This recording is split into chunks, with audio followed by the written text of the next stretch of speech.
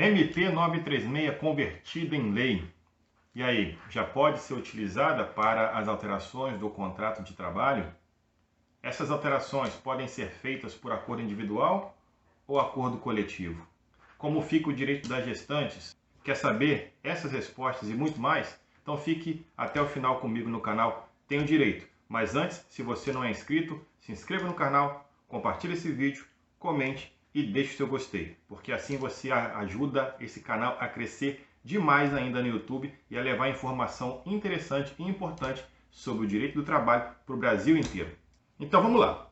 Logo de início, para que o empregado e empregador possam utilizar os efeitos da Lei 14.020, que é a lei que converteu a MP 936 e que está vigorando somente para os contratos que ainda não foram alterados, seja na suspensão do contrato de trabalho por 60 dias ou na redução de jornada e salário por até 90 dias. Os contratos que já sofreram essa alteração, já chegaram ao seu máximo de 90 dias, ainda não podem sofrer mais reajustes em função da Lei 14.020. Por quê? Porque tanto a lei quanto a medida provisória 936 foram categóricas em dizer que as alterações só podem acontecer por 60 dias no caso de suspensão ou por 90 dias, até 90 dias, no caso de redução da jornada de trabalho. Isso não mudou na lei. O plus que veio na lei foi o seguinte: esse período pode ser sim prorrogado, desde que o chefe do Poder Executivo Federal publique um decreto prorrogando este período.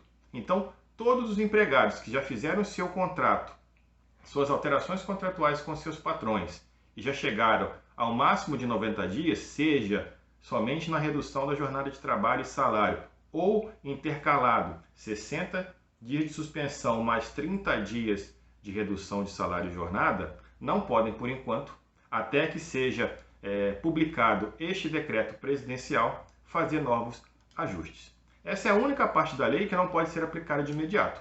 Porém, naqueles contratos que não sofreram alteração nenhuma desde que o período de calamidade começou e essas medidas de estímulo para a garantia do emprego e da renda foram estabelecidas e a empresa ainda não se utilizou delas, já pode utilizar, sim, os efeitos da Lei 14.020.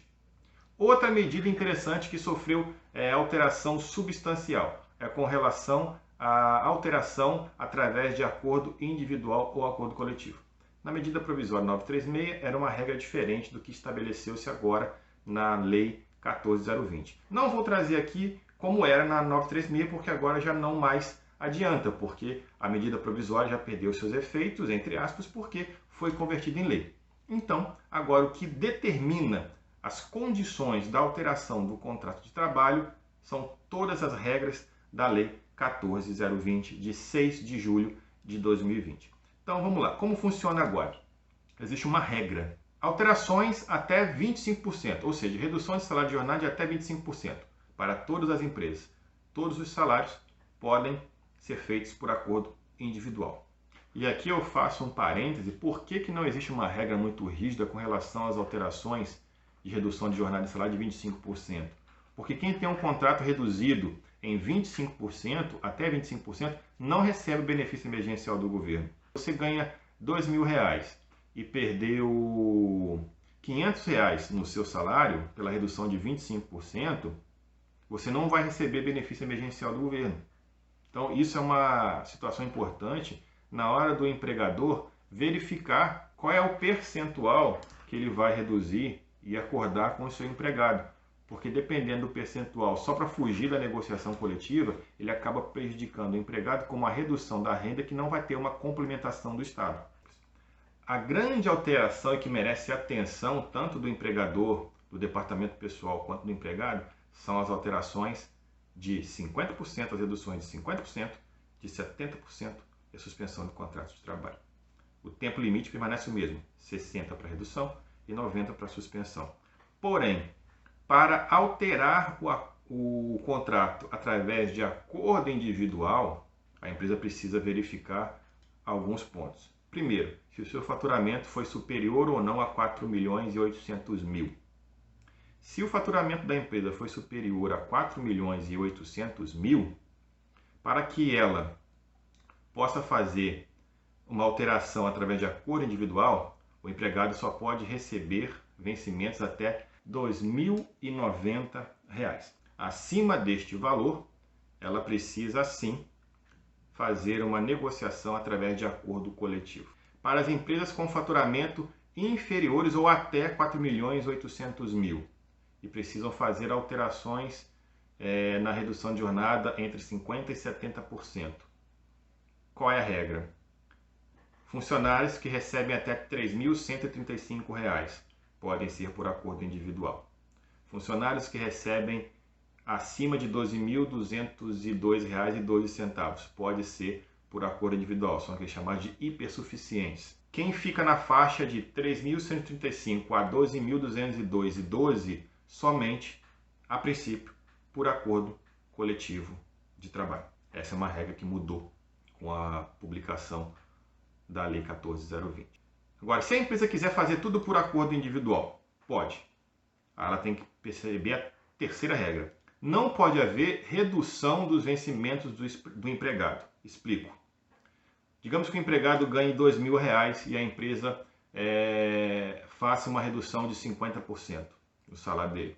Então, a empresa pagaria R$ 1.000, ele receberia um valor com base no seguro-desemprego pago pelo governo, que é o benefício emergencial, e digamos que o somatório do valor que ele continuará recebendo pela empresa, mais o valor do benefício emergencial, não chegue a R$ 2.000. Digamos que falte aí R$ 200, por exemplo. Se a empresa complementar esse valor para chegar até os R$ 2.000, que era o valor que ele receberia sem as alterações, através daquela ajuda compensatória, que não tem natureza salarial e sim indenizatória, não vai ter reflexo nenhum, se a empresa complementar, ela pode sim fazer as alterações por acordo individual, independente da faixa de R$ 4.800.000. Essa é uma regra que a empresa pode socorrer disso. Da mesma forma, acabou com a publicação da lei a ultratividade do acordo coletivo. Foi vetado a desoneração da folha de pagamento pelo presidente da República. Isso ainda vai ser objeto de reanálise no Congresso Nacional, que eles podem derrubar esse veto e essas importantes situações que foram vetadas podem voltar a valer. Uma regra que não existia na medida provisória com relação à gestante.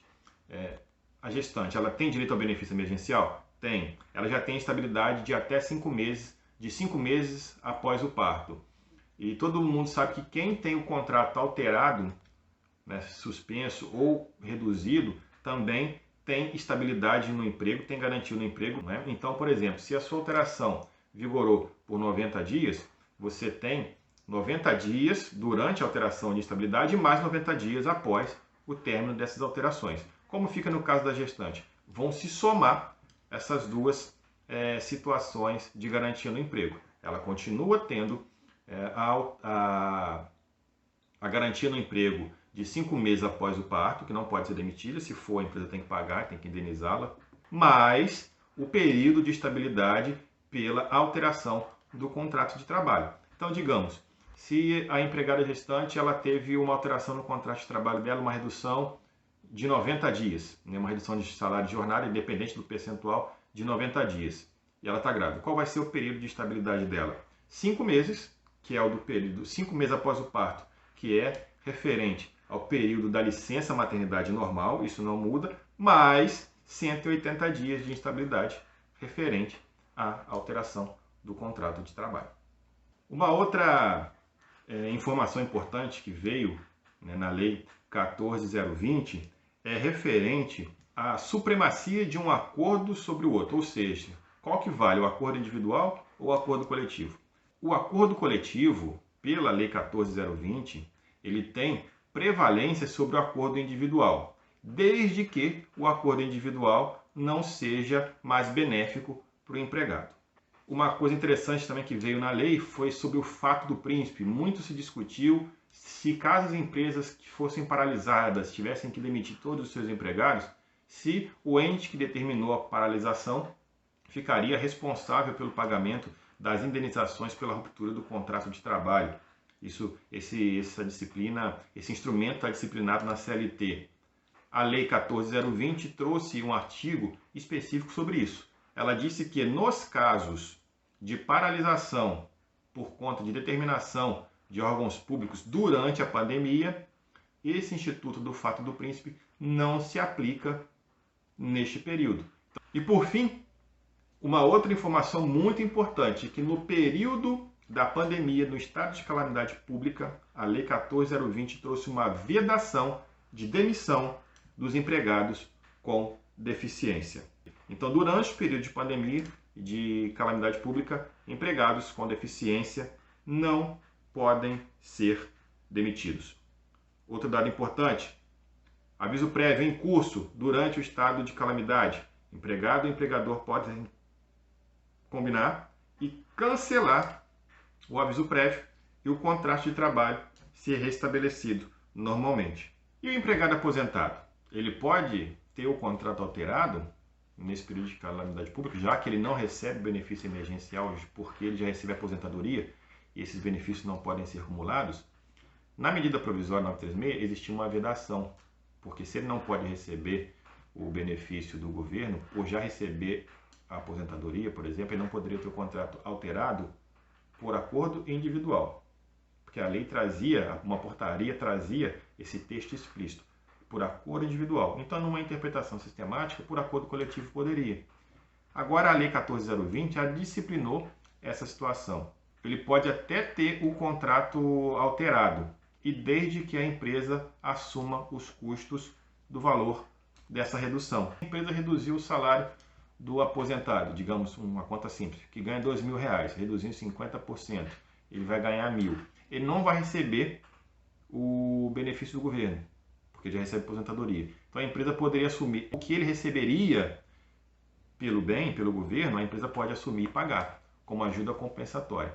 Então a redução é de 50%, ele ganhava R$2.000, vai ganhar R$1.000. Se ele recebesse aí R$900 de auxílio emergencial, de benefício emergencial, a empresa pode assumir esse valor, que não vai ter natureza salarial, e pode ter essa alteração. Qual que é a implicância disso? Somente na folha de pagamento, porque ela não recolherá nenhum tributo, nenhum encargo sobre esse valor do custeio do benefício emergencial. É isso. Espero que vocês tenham gostado dessas dicas. Espero que isso possa ser útil tanto para você empregado quanto para você empregador durante esse período de pandemia. E se você gostou, mais uma vez, curte, comente e compartilhe. Um grande abraço a todos e até a próxima. Tchau!